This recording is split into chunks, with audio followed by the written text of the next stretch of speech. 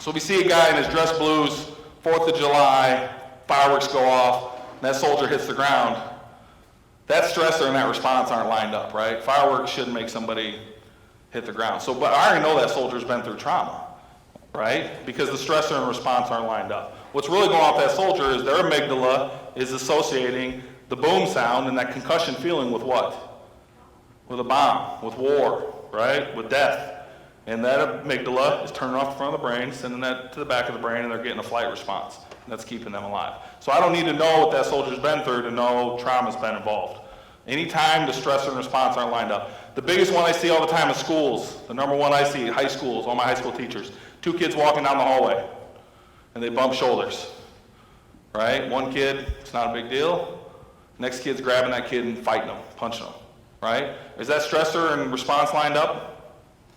They're not lined up, right? So we already know there's some trauma involved there. And it's amazing because we have cameras everywhere now. We can ask that kid, and the kid that got bumped will say, that kid, he attacked me, I was being attacked, da-da-da-da. They really believe that in their own head. That trauma actually changed how they perceive that information. And I'm not saying we don't hold people accountable. I think it's just important that we understand the why these situations are happening, okay? If the stressor and the response don't line up, think trauma. Here's a good example of that. This is my daughter, Claire. She's cute, okay? This is a leprechaun trap. We really thought we were gonna get one. They go up the ladder, see the gold, they fall in the hole. We catch them. We didn't catch one last year, but I'm thinking, I showed this to my students and one of them goes, Coach, you gotta put glue at the bottom of the trap. Okay, well, let's improve that next year. Put some glue. But she's cute. So Claire had, she got flagged by the school nurse because her eyes weren't good enough. And so my wife took her to the optometrist, and she was pumped. She's like, I hope I get glasses like you, Dad. It's gonna be cool. You can tell she's pretty excited she got glasses, okay? She got pink ones, the big old bow on them. She's super pumped. When she comes home, she's like, Dad, look how cool I am. I got glasses. I'm like, you are cool. This is great. This is way better than when I was a kid when glasses weren't cool. I was excited for her. She's excited. But my wife is super bummed. She's like, oh, poor Claire. She had asthma, now she has to have glasses. I'm like, it's not that big a deal, it's glasses. And she's like, oh, it's so frustrating, she has to have glasses, it's not fair. And I'm like, now I'm starting to get mad, counselor in me, being an idiot. I'm like, what's the big deal? What's wrong with people with glasses? And she's still super upset, and I'm starting to get take it personal. I'm like, I don't know if you know how genetics work, honey, but I was wearing glasses on our first date. And if that was a deal breaker for you,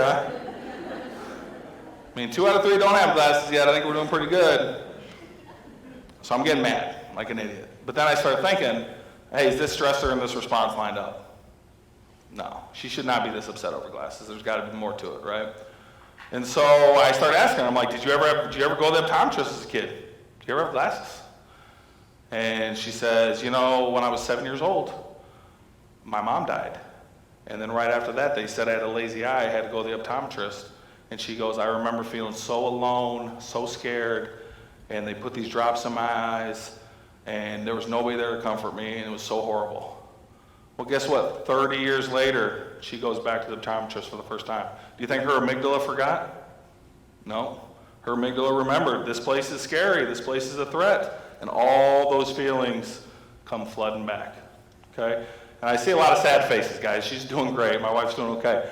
But it was amazing for her to be able to understand where those feelings came from, to be able to express the situation that those feelings came from, and to be able to release those feelings, how therapeutic and healing that was. And that was a heck of a lot better than me being mad at her, right? And getting in a fight. But to be able to, I just think it's a powerful illustration of how powerful that amygdala is, how it doesn't forget, how it's gonna keep you safe, how it's gonna remember those threats the rest of your life, right? And so you think about for my wife, her brain remember that, but you think about all those kids that have been through how many traumatic experiences, their amygdala remembers every single time, the smells, the taste, the touch of all those situations.